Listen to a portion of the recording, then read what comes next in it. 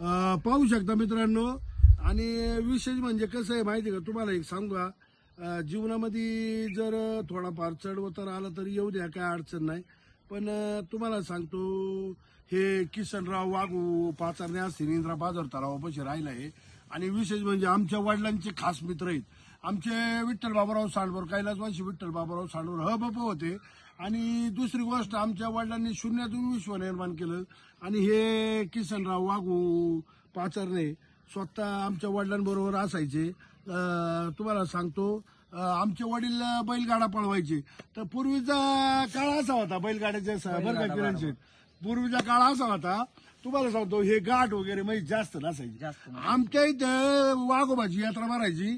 म्हणजे तुम्हाला सांगतो, भोपाळबा महाराज की यात्रा गाव तिचं नाव खरं भोपाळबा. तर तुम्हाला सांगतो, यात्रा भरताना बैलगाडा कसा पळत असेल, नदीतून बैलगाडा पळायचा. नदीतून सांगा तुम्ही, नदीतून पळत होतो. नदीतून बैलगाडा पळत होता. काय असेल मालक पण काय असेल त्यावेळेस. नदीतून गाडी तुम्हाला सांगतो, तो काळ जर आठवला ना, मी स्वतः तो काळ लई कमी वयात बघितला असेल बरं का.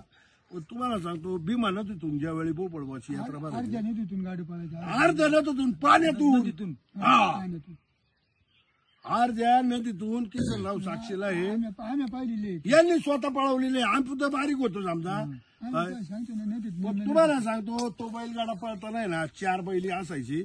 आणि हे कांड बिंड हे काय 20 फुटाव आहे का, तुम्हाला नुसतं चिटकून. तुम्हाला लहानपणापासून बैलगाड्याचं याडे म्हणायचं. लई याड. नाही पण आता पण मी आली बघतो ना तुमचे व्हिडिओ घाटात तुमचे नाही का. आणि घाटाला बैलगाड्याला जी प्रेमी आहे तुम्हाला मानणारा बराच वर्ग आहे महाराष्ट्रामध्ये.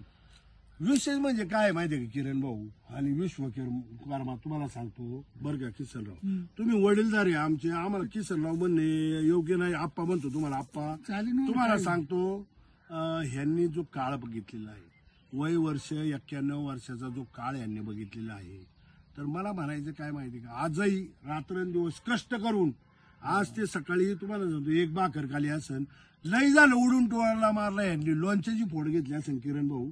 आणि त्याच्याबरोबर यांनी ताक घेतला असेल, ताकामध्ये भाकर चुरली असेल, मिरची तोंडी लावली असेल, मिरची तोंडाला तोंडी लावली असेल, आणि भाकर 1-2 भाकरी बाजरीच्या चुरून ताकाबरोबर खाल्या असतील. आणि लोणच्याची फोड जर आहे ना यांनी तोंडी लावाय घेतली असेल ना, आणि यांच्यासारखं जीवन नाही. आजही ते जांभळाच्या झाडाखाली, फणशीच्या झाडाखाली बसतात.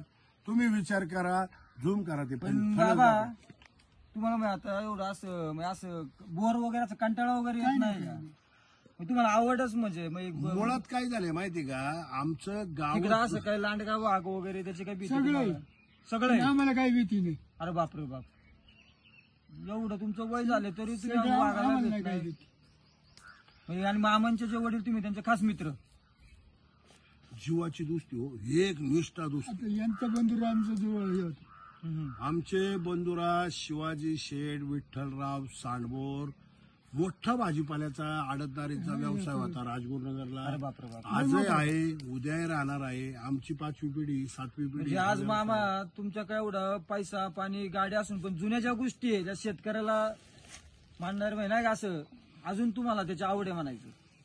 मुळात काय झाले शेठ माहिती आहे का किरण शेठ, मुळात आमचे आजोबा बाबूराव गेनू सांडबोर एखाद्या जर गाडीच्या बैलाला जर एखाद्या बैलाला जर थोडं जरी नॉर्मल जरी आहे ना काही झालं, तर आमचे आजोबा कैलासवासी बाबूराव गेनू सांडबोर फेट्यावाले म्हातारं म्हणायचे, फेट्यावाले बाबा.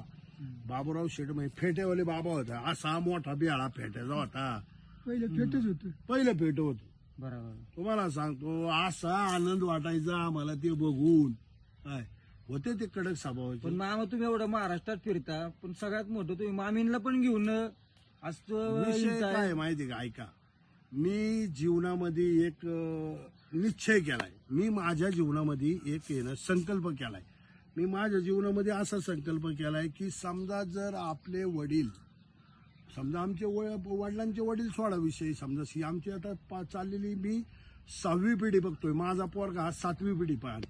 म्हणायचा उद्देश काय की समजा आमच्या आई वडिलांनी जे आम्हाला संस्कार दिलेत, आमच्या वडिलांनी विठ्ठलराव बाबूराव सांडबोर यांनी जे संस्कार दिलेत आमच्यावर, असे दिलेत की समजा आपण आपला परिवार कधी सोडायचा नाही. आपले नातेवाईक आपण कधी सोडायचे नाही. आपल्या आई वडिलांना आपण कधीही विसरायचं नाही. विशेष काय झाले माहिती का, आपण जीवनात आल्यानंतर काय केलं पाहिजे, आपण आपल्या कुलदैवताची सेवा केली पाहिजे. आपल्या आई वडिलांचा आपण आशीर्वाद घेतला पाहिजे. बरोबर. आणि आपल्या आई वडिलांचा आशीर्वाद घेऊन, बरोबर ना, बरोबर. आपल्या आई वडिलांचा आशीर्वाद घेऊन, आपल्या थोर माणसांचा आशीर्वाद. आज आमचे वडील नसले म्हणून काय झालं, मी आमच्या किसनरावांना वडिलांसमानच किसनराव वाघू पाचरणे यांना वडिलांसमानच मानून त्यांचं दर्शन घेतोय ना. बरोबर. का घेतोय की त्यांनी आमच्या वडिलांबरोबर आमच्या भावांबरोबर दिवस काढले, त्यामुळे त्यांचा आशीर्वाद घेणं मला कधी बी हेच आहे. आणि दुसरी गोष्ट किरण भाऊ, मी तुम्हाला अजून एक सांगतो, तुम्ही जे म्हणले की काय मामा तुम्ही मामीला सोबत घेऊन तुम्ही कुठलाही, बरोबर. असं विशेष वाटतं, आनंद पण वाटतो की आज एवढं वय झालंय पण आज मामींवरती मामांचा किती जीव आहे. म्हणजे आज तुम्ही जर या क्षेत्रात नसते तर आज तुम्ही 5 स्टार 3 स्टार 7 स्टार नाही ते हॉटेलात मामीला तुम्ही नेताय.